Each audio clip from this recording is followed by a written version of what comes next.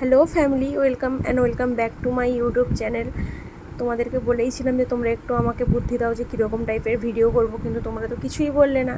কিন্তু জন্মাষ্টমীর video shoot করে নিলাম আমি প্রথমেই, একটা লং ভিডিও, একটা সুন্দর দিনেই। দেখো আমি আর আমার দিদি রেডি হয়ে গেছি পুরোপুরি একদম জন্মাষ্টমী পুজো জোগাড় করার জন্য।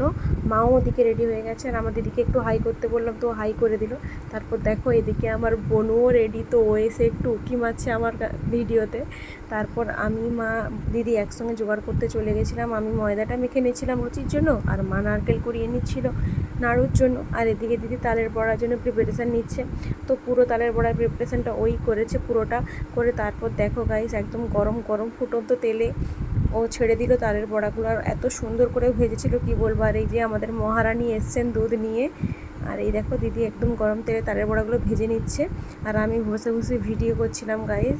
তারপর হচ্ছে মা ওদিকে লুচির প্রিপারেশান করছিল, লেচি কাটছিল, আর আমি লেচিগুলোকে গোল গোল করে দিচ্ছিলাম। আর এই দেখো আমার বোন খুব লজ্জা পায় ক্যামেরায় আসতে, কিন্তু ও অনেক ভিডিও দেখে কিন্তু তাও খুব লজ্জা পায়। এদিকে দেখো দিদির প্রায় তালের বড়াগুলো ভাজা কমপ্লিট হয়ে গেছে, তারপরেই ও লুচি ভাজবে।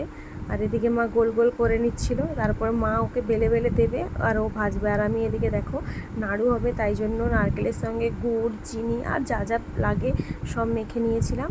আর আমি আর বোন একটু ভিডিও করে নিলাম, আর দিদিরও ভিডিও করে নিলাম। আর ওদিকে মা হচ্ছে নাড়ুর জন্য নারকেলের পুরটাকে ভালো করে কড়াই দিয়ে নাড়িয়ে নিচ্ছিল, আর এদিকে দিদি লুচি ভাজা করছিল। দেখো লুচিগুলো এত সুন্দর ফুলছিল কি বলবো, সব লুচিগুলো ফুলেছে, অনেক সুন্দর হয়েছিল লুচিগুলো।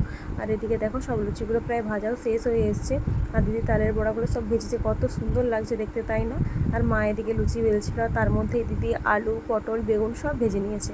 এরপর আসি মেন পার্ট, যেটা করতে প্রত্যেক বছর আমাদের অনেক কষ্ট হয়, চিনি দিয়ে নাড়ু করা হয়।